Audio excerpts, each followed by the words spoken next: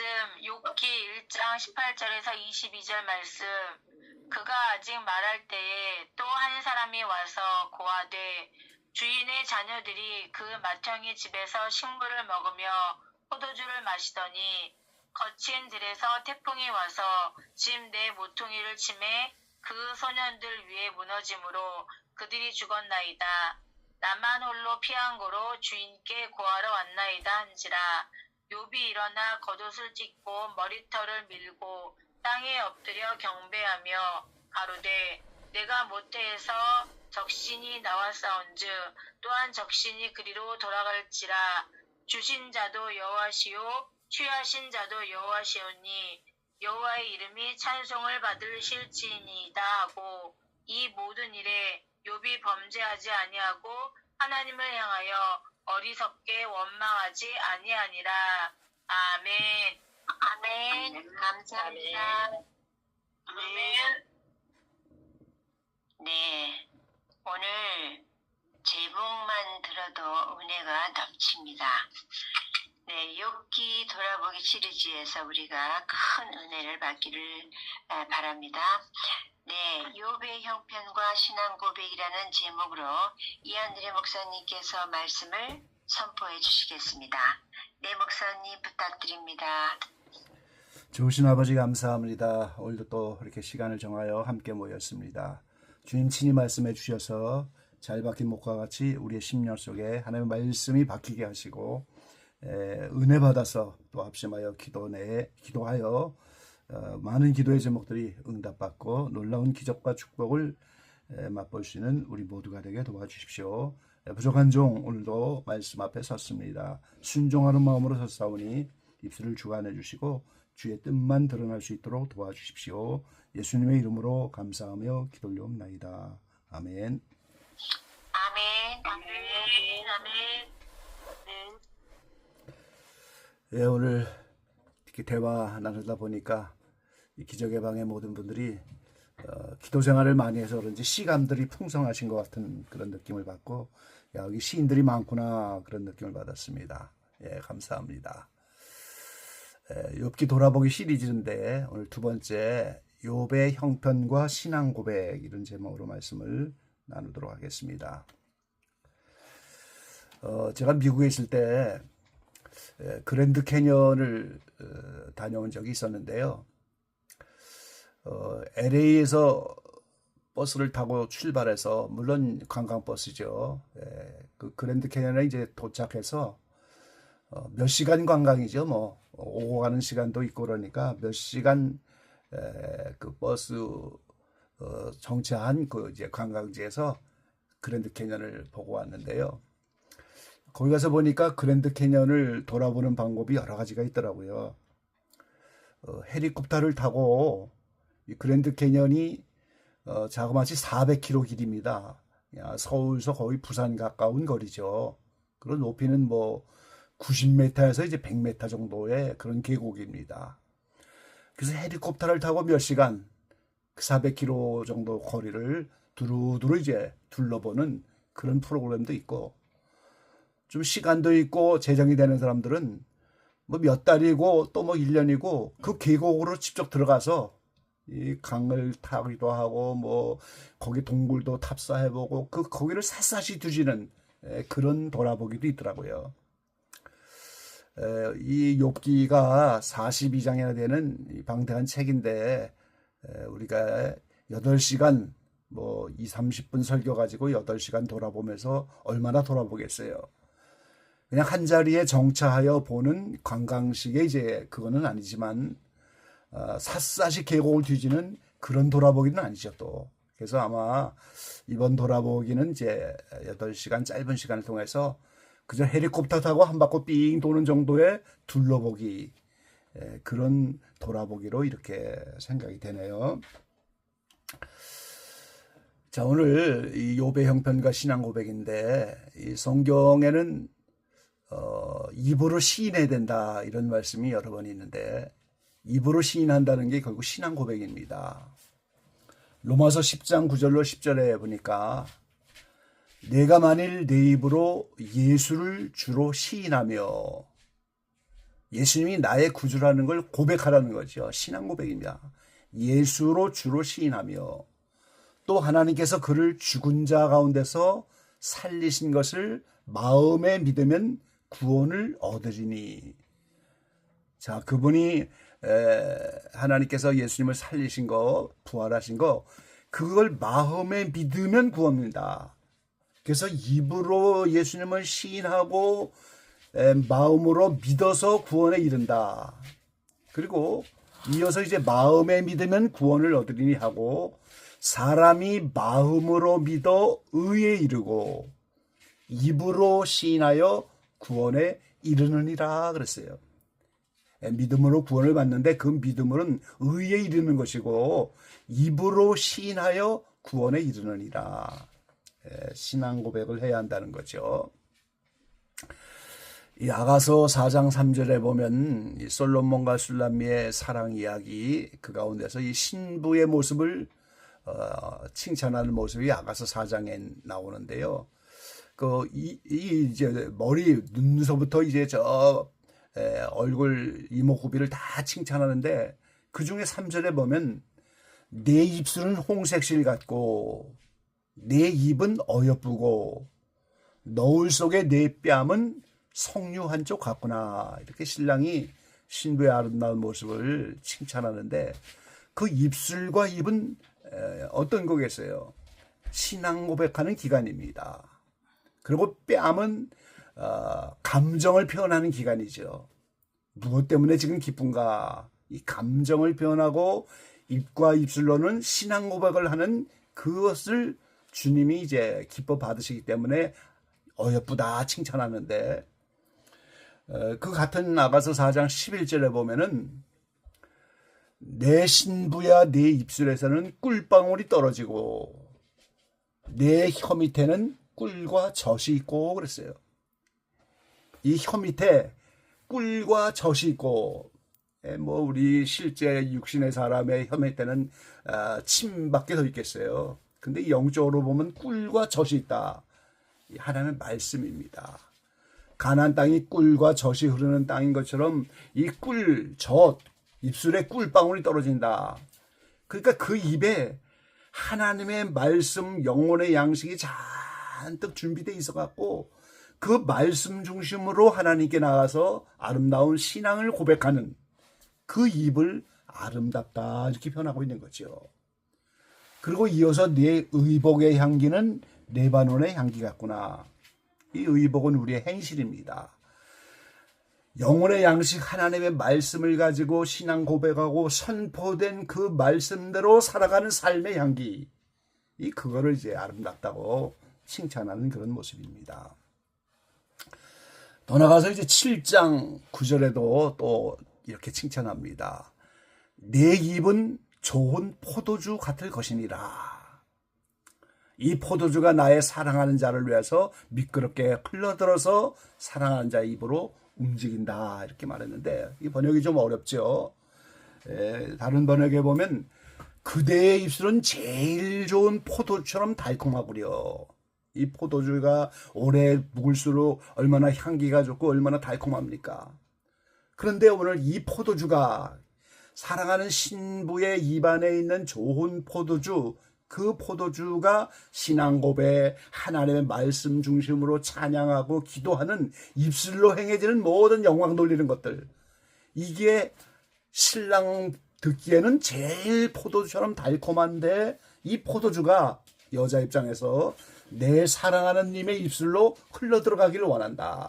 이 주님 앞에 그게 상달되고 주님의 입으로 흘러들어가기를 소망한다. 이렇게 고백하고 있는 걸 봅니다. 그러니까 오늘 우리의 말씀으로 또 찬양하고 기도하고 또 우리의 아름다운 신앙 고백, 이걸 주님이 기뻐 받으시고 주님이 그걸 받으시는 그 음성 듣기를 원하는 이런 신부의 노래가 이제 아가서에 나와 있는 거죠. 그래서 이 성도는 신앙 고백을 잘 해야 됩니다. 한 번쯤 매일매일 주님 사랑합니다 이런 고백해야 되겠죠. 아멘 주 예수여 어서 오십시오. 이제 주님이 오시면 신부들이 다 휴거대에 올라갈 터인데 이렇게 신부 단장을 다 해놓고 아멘 주 예수여 어서 오십시오. 이렇게 사랑의 고백을 할 수 있다면 얼마나 복된 성도겠어요. 이태리의 아시시 성 프랜시스는 일생 동안 표어가 그거잖아요. 오 주여 나의 전부여. 주님만이 나의 일생의 전부고 나의 삶의 전부고 오직 주님만 사랑하여 맨발로 아시시를 울며 다니면서 이렇게 주님의 이름을 불렀던 그 성 프랜시스, 그분의 신앙 고백이 평생 그겁니다. 오 주여 나의 전부여. 아마 우리 자신들도 이런 프랜시스처럼 하나의 신앙 고백을 좀 가지고 표와 같이 매일매일 남녀지간에도 매일매일 사랑한다고 표현하지 않으면 안 되는 것처럼 주님 제가 사랑합니다. 주님 어서 오십시오. 주님 저를 이렇게 제가 주님 앞에 드립니다. 매일매일 아름다운 그 입술로 말씀이 가득한 꿀과 젖이 가득한 입술로 성경적인 신앙의 고백 이걸 드리는 것이 주님을 기쁘게 하는 것이고 우리는 이런 신앙 고백을 매일매일 드려야 합니다. 이 성경에는 신앙 고백이 많이 있죠. 뭐 다 말씀을 드릴 수는 없지만 창세기 45장 4절로 8절에 보면 그 옛날 요셉의 신앙 고백이 있습니다. 하나님이 이제 7년 동안 흉년이 오는 줄 알고 요셉을 먼저 그곳에 보내서 애굽의 국무총리로 삼아서 마침 이제 흉년이 오니까 형제들이 다 왔는데 그 요셉을 알아보지 못합니다. 그때 이제 이 요셉이 형들 앞에 고백하는 거예요. 당신들이 판 내가 이곳에 왔는데 당신들 금심하지 말라고. 지금 흉년 2년째인데 아직도 흉년이 5년 더 남아있어서 큰 구원으로 당신들의 생명을 보존하려고 우리 이스라엘 민족의 후손을 세상에 두시려고 나를 앞서 보냈기 때문에 나를 이리로 보낸 자는 당신들이 아니고 하나님이십니다. 이게 얼마나 위대한 신앙 고백입니까? 자기를 구덩이에 팔고 이제 자기를 팔아먹은 형제들에 대해서 이제 보복하고 용서하지 못하고 원수 갚으려고 하는 이런 마음이 아니고 하나님의 섭리를 보는 눈으로 나를 이리로 보는 게 하나님이십니다. 그 섭리를 보았단 말이죠. 왜 자기를 그렇게 고난받게 했는가? 그 하나님의 손길을 읽어내는 그 섭리를 보는 그 아름다운 고백으로 당신들이 판 것이 아니고 하나님이 나를 이곳에 보내려고 나를 이렇게 했습니다. 이 아름다운 신앙의 고백, 정말 위대한 요셉의 신앙 고백입니다. 사무엘상 2장에 보면 한나가 위대한 사무엘을 낳고 나서 또 아름답게 기도하며 신앙 고백하잖아요. 2장 1절로 10절까지 말씀입니다. 얼마나 놀라운 신앙 고백이에요. 내 마음이 여호와를 인하여 즐거워하며. 이렇게 이제 참 고민이 많고 죽을 심정이었던 여인이 응답받고 나서 위대한 아들 사무엘을 낳고 약속대로 성전에 바치고 이러면서 이제는 즐거워서 여호와를 인하여 즐거워하면서 내가 주의 구원을 기뻐합니다. 이렇게 고백을 하면서 그러면서 고백하는 거예요. 여호와는 죽이기도 하시고 살리기도 하시고 음부에 내리기도 하시고 올리기도 하시는도다. 여호와는 가난하게도 하시고 부하게도 하시고 낮추기도 하시고 높아지기도 하시는도다. 여호와가 다. 그래서 오직 모든 것 다 여호와의 것이고 그 여호와의 기둥이 찬양과 영광을 받으실지어다. 이렇게 고백합니다. 얼마나 위대한 신앙 고백이에요. 인생에 생사하고 살기도 하고 죽기도 하고 음부에 내리기도 하고 가난하게 하고 부하기도 하고 낮추기도 하고 높이기도 하는 거 전부 하나님의 주권이고 하나님이 하시는 일입니다. 이런 신앙 고백이에요. 시편은 1편에서 150편까지 전부가 신앙의 고백입니다. 파란만장한 일생을 살았던 다윗이 그 원수들 앞에서 하나님이 순간순간 건져내고 그 많은 고난 가운데서 이렇게 살리신 하나님께 찬양하며 영광을 돌리는 그 모든 말씀이 다 신앙의 고백이지요.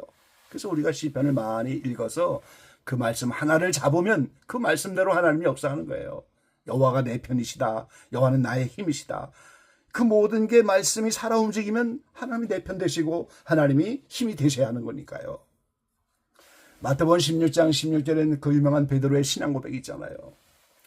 주는 그리스도시요 살아계신 하나님의 아들이십니다.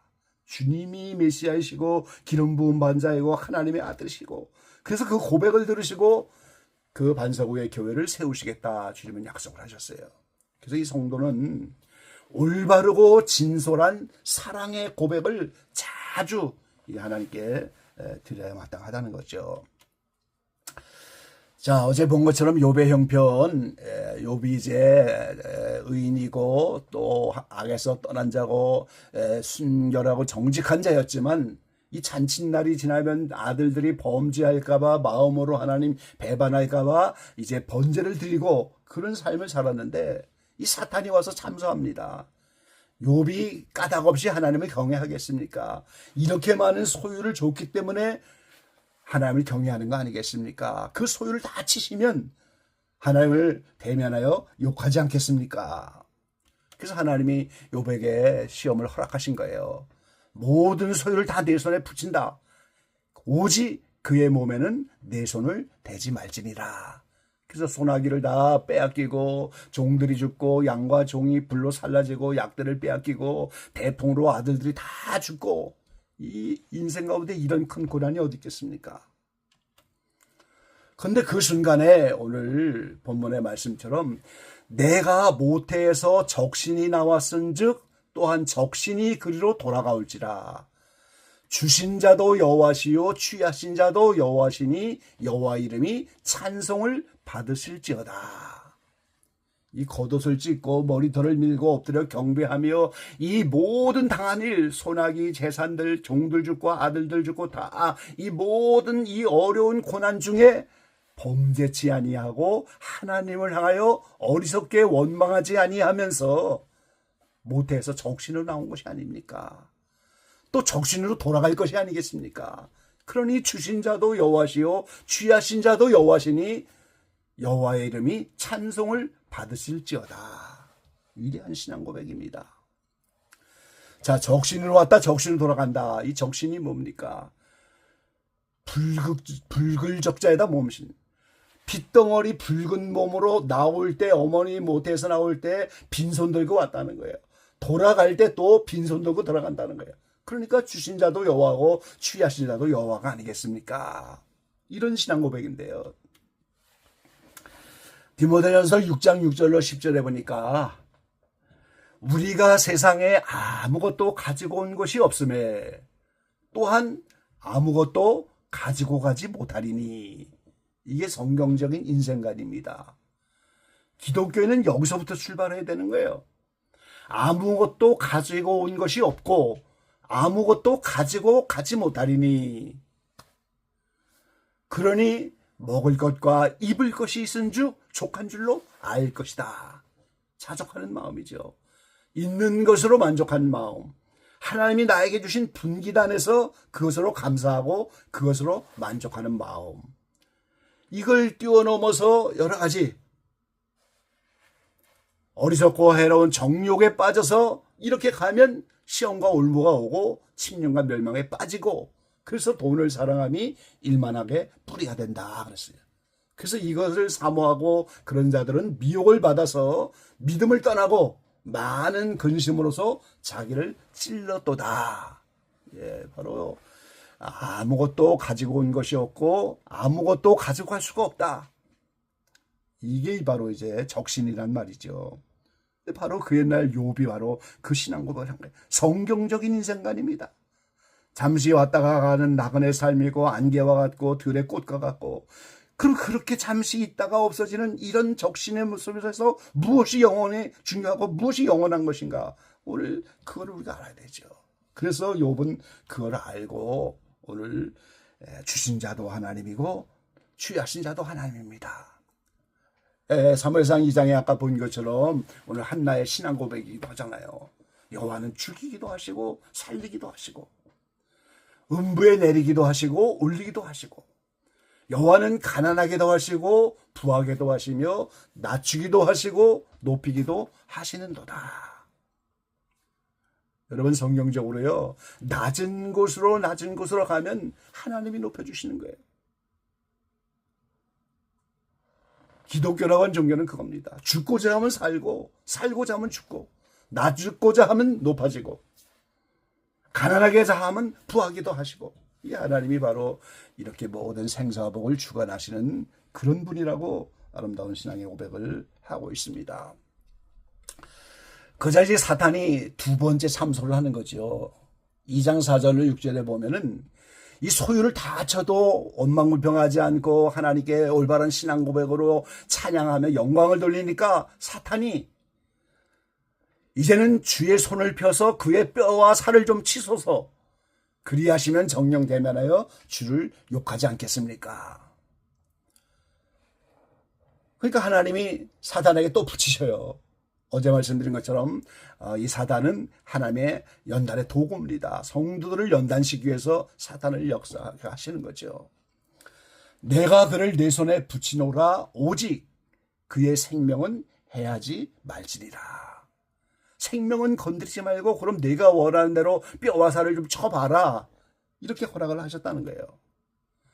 그래서 사탄이 여호와 앞에서 물러가서 욥을 쳐서 발바닥에서 정수리까지 악창이 나게 한지라. 여기 기적예방에 대상포진 걸린 분들이 여러 분 지금 계셨는데, 이 몸에 그런 것들이 나갔고 그게 포진이 나서 그게 얼마나 아픈지, 뭐 옷이 스쳐도 아프고 사람이 스쳐도 아프고, 이거 당해보지 않으면 누가 알겠어요? 모르잖아요. 근데 이 욥이요, 발바닥에서 정수리까지, 이 머리 꼭대기입니다.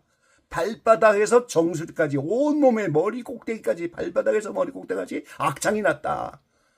얼마나 가려우면 제 가운데서 기와 조각을 가져다가 몸을 긁고 있더니 그랬어요. 뭐 오늘날처럼 72시간 안에 좋은 무슨 주사를 맞고 약을 먹을 수 있는 것도 아니고, 그 수천 년 전에 그 어른 고통 가운데서 기아 조각으로 몸을 긁고 있는 거예요 지금. 그때 그 아내가 와서 그러잖아요. 당신이 그래도 자기의 순전을 굳게 지키느뇨, 하나님을 욕하고 죽으라. 이렇게 만드신 하나님을 욕하고 차라리 죽는 게 낫지 않겠냐. 재산 다 날아가고 자녀 다 죽고 몸에는 악창이 일어나서 이런 일을 당하면서도 무슨 하나님께 찬양하고 영광을 돌리고 왜 원망불평하지 않냐. 하나님을 좀 욕하고 죽어버리는 게 낫지 않느냐. 이 사탄이 두 번째 욥을 참소하면서 아내의 악담이 이렇게 나온 거예요. 그럴 때 욥기 2장 10절에 보니까 이렇게 고백을 합니다. 그가 이르되 그대의 말이 어리석은 여자 중 하나의 말 같도다. 우리가 하나님께 복을 받았은즉 재앙도 받지 아니하겠느냐 하고 이 모든 일에 욥이 입술로 범죄치 아니하니라. 아멘. 아마 혈기가 많으면 이 아내를 가만두지 않았겠죠. 근데 우리가 하나님께 복을 받았는데 재앙도 받지 않겠느냐.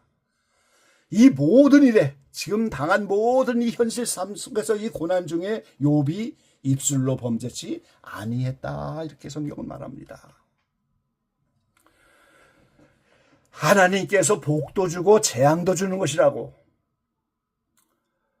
이 전도서 7장 14절에는 그렇게 전도서 기자가 고백을 합니다. 형통한 날에는 기뻐하고 곤고한 날에는 생각하라. 하나님이 이 두 가지를 병행하게 하사 사람으로 그 장래일을 능히 헤아려 알지 못하게 하셨느니라. 장래일을 누가 알겠어요? 내일 일을 누가 압니까? 아무도 모르죠. 형통한 날이 있기도 하지만 곤고한 날이 있고, 곤고한 날이 오지만 또 형통하고, 이 두 가지를 병행하게 해서 인생으로 장래일을 헤아려 알지 못하게 하면서 하나님은 두 가지 길을 걷게 하신다고. 이게 말하면 연단이 오기도 하고 축복이 오기도 한다는 거예요. 또 축복이 지나가면 연단이 오기도 하고 또 연단이 끝나고 나면 축복을 하고.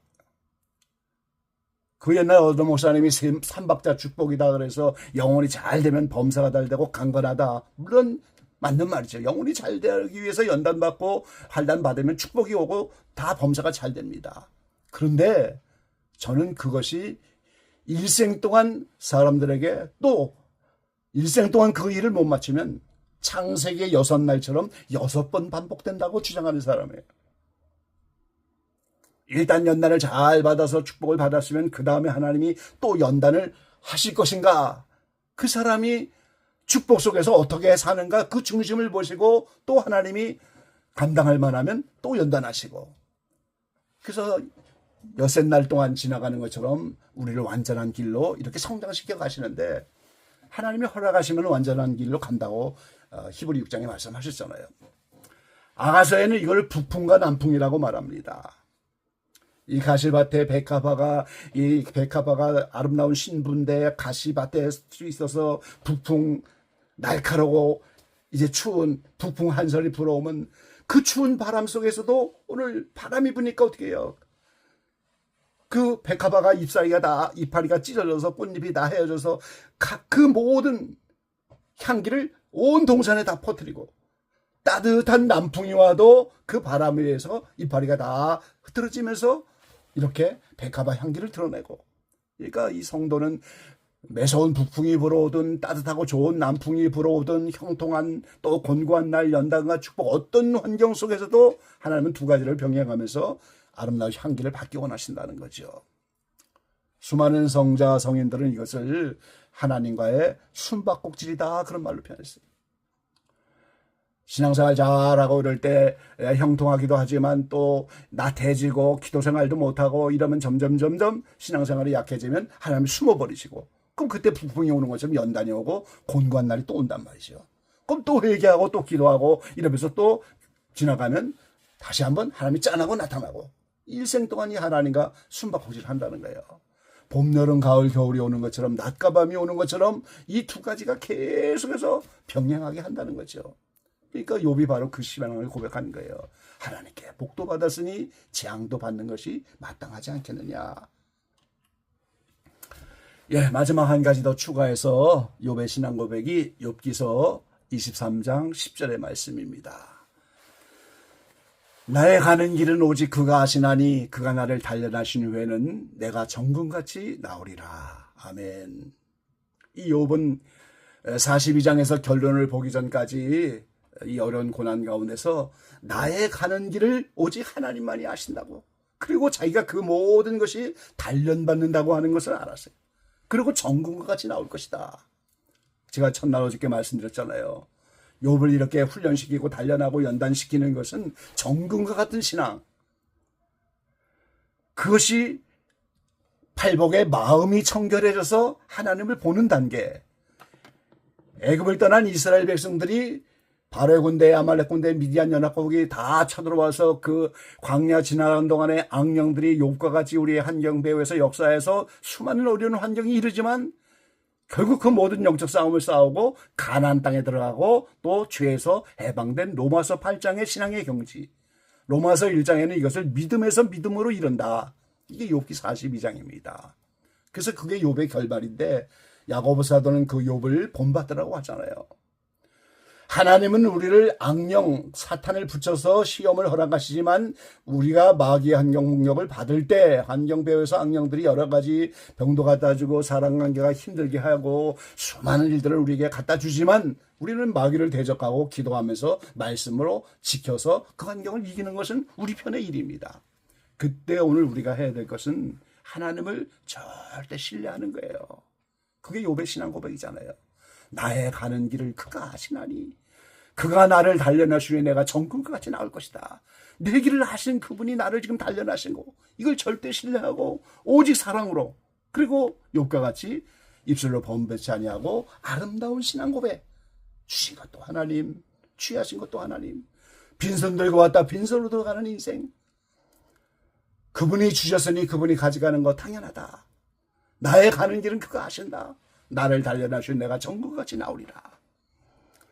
기적의 왕 모든 시대들이 이번 시대를 통해서 이런 아름다운 신앙 고백으로 욥의 결말과 같은 놀라운 은총으로 놀라운 기적과 축복과 응답의 역사를 받게 되시기를 주의 이름으로 간절히 축원합니다. 아멘.